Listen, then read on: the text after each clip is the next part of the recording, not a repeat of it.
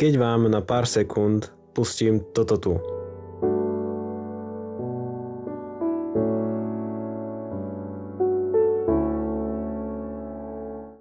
Určite niektorých z vás oboje neskutočná nostalgia. Hneď si spomeniete na hodiny strávených pri tejto hre. Na časy, kedy vás nič netrapilo. Zapol si Minecraft, išiel si do jaskyne, alebo objavovať svet, alebo si staval dom a zrazu sa zapla táto hudba. Hudba, ktorá je tak ikonická ako nejaká iná. A dovolím si povedať, že práve Minecraft má tú najlepšiu hudbu, čo sa týka hier. Je to jedinečný štýl hudby, ktorý dokonalo dokáže spríjemniť atmosféru počas hrania hry. Dokáže to vytvoriť nezabudnutelné spomienky. A za touto dokonalou hudbou stojí jeden človek. Nemecký hudobník Daniel Rosenfeld, taktiež viac známym ako C418, dostal od Noča na pohľad jednoduchú úlohu. A to spraviť soundtrack do tejto taktiež prvé na pohľad jednoduchej hry.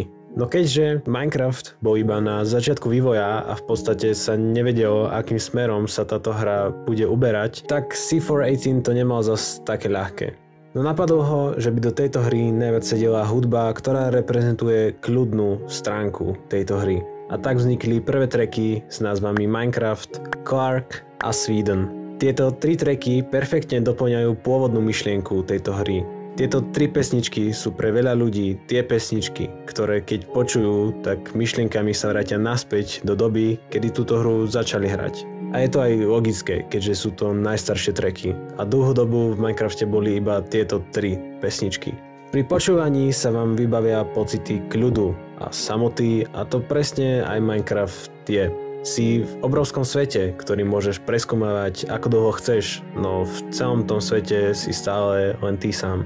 A tieto prvé tracky to krásne dokázali povedať. Ďalšie tri tracky boli iné od prvých, no zapadli do hry rovnako dobre. Tieto pesničky s názvami Subwoofer Lullaby, Living Mice, Danny a Hagstrom za mňa symbolizujú nekonečné možnosti Minecraftu.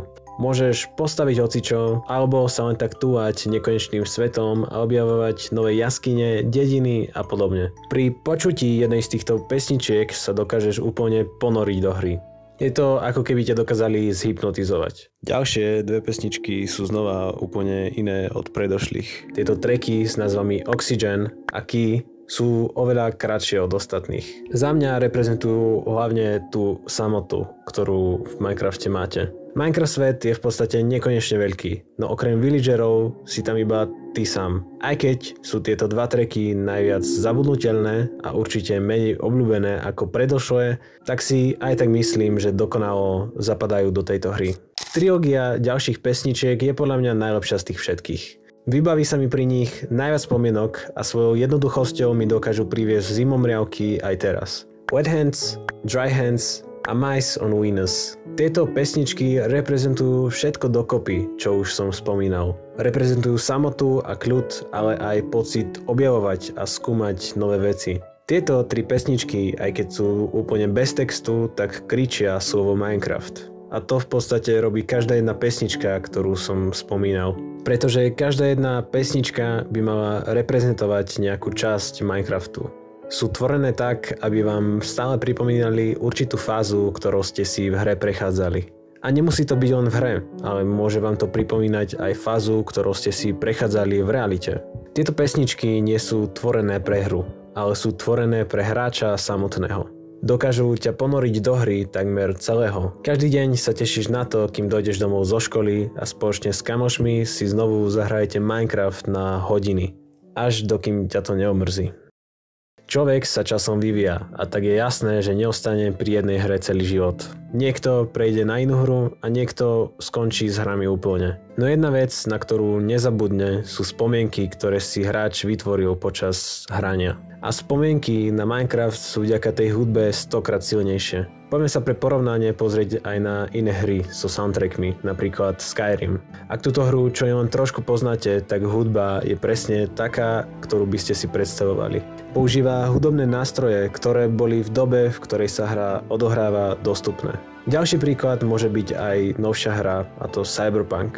Hra, ktorá sa odohráva v budúcnosti, má prekvapivo futuristický soundtrack. Ale Minecraft svet nebol nejako zaradený do časovej línie. Preto som vravel, že C418 nemal zas tak jednoduchú úlohu pri tvorbe soundtracku do Minecraftu. No napriek tomu dokázal vytvoriť soundtrack, ktorý spozná generácia ľudí kľudne aj o 10 rokov. Soundtrack, ktorý perfektne doplňuje hru a hra, ktorá perfektne doplňuje soundtrack.